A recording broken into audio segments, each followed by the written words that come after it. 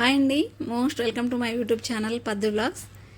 ఏంటి వంట రూమ్లో ఉండి ముక్కుకు మాస్క్ పెట్టుకొని మరీ వంట చేస్తున్నాను అనుకుంటున్నారా? చిన్న రీజన్ ఉందండి.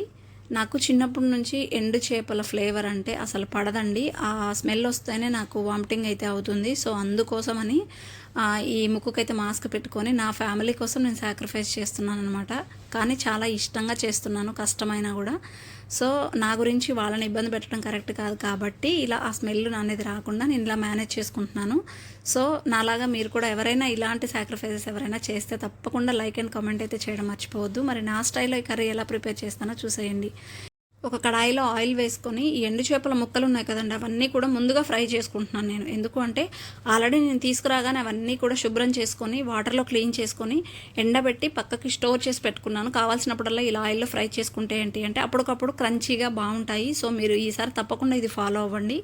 అండ్ నెక్స్ట్ అదే కడాయిలో కొన్ని మెంతులు, తాలింపు గింజలు అండ్ అల్లం వెల్లుల్లి పేస్ట్ అండ్ పచ్చిమిర్చి, ఉల్లిపాయలు, కరివేపాకు, పసుపు అండ్ ఆల్సో టమాటో కూడా ముందుగానే యాడ్ చేసుకుని ఇదంతా కూడా నేను ఉడికించుకుంటున్నాను.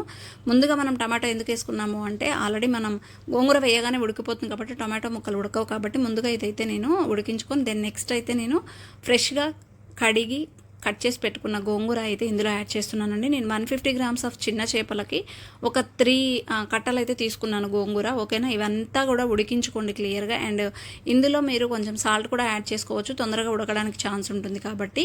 ఒకవేళ తెల్ల గోంగూర తీసుకుంటే టమాటా యాడ్ చేయండి. ఒకవేళ ఎర్ర గోంగూర తీసుకుంటే అవసరం లేదు, పులుపు ఉంటుంది కాబట్టి. ఓకేనా, అది మీ ఇష్టాన్ని బట్టి. మీకు ఇంకా ఎక్కువ పులుపు కావాలంటే ఒక 2-3 టమాటోస్ కూడా యాడ్ చేసుకోవచ్చు. సో ఇదంతా కూడా ఇలా క్లియర్గా ఉడికిపోయిందండి.